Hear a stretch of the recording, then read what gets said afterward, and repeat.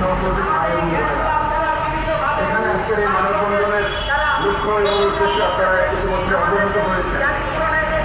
আমার বক্তব্য হচ্ছে জনপ্রতি মন্ত্রণালয় থেকে সেই ভবন থেকে যাদের নামে বরাদ্দ দেওয়া হয়েছে সেই অনুযায়ী 1995 সাল থেকে আজকের দিন পর্যন্ত তারা সেখানে ছিলেন।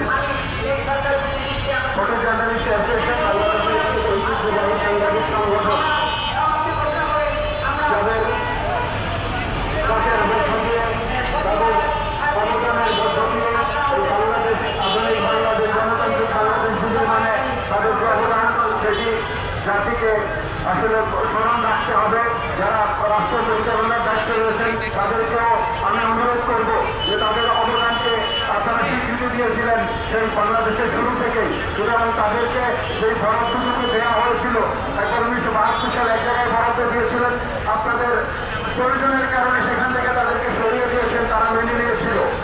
এরপর 1995 সালে যেই ভবনটি তাদের নামে বরাদ্দ দেওয়া হয়েছিল এবং সেখানে সে ভবনের 3 তলায় একটি পরিবারকে বরাদ্দ দেওয়া হয়েছিল এবং সেখানে কৃষিপাড়া তৈরি করে দেওয়া হয়েছিল গণতন্ত্র মন্ত্রণালয়ের পক্ষ থেকে। সেই ভবনে যারা অবস্থান করছিলেন তারা সেই ভবনের নিয়ন্ত্রণ দেওয়ার জন্য নানা ধরনের ষড়যন্ত্র নানা সময় করেছে, যেটি আপনারা জেনেছেন।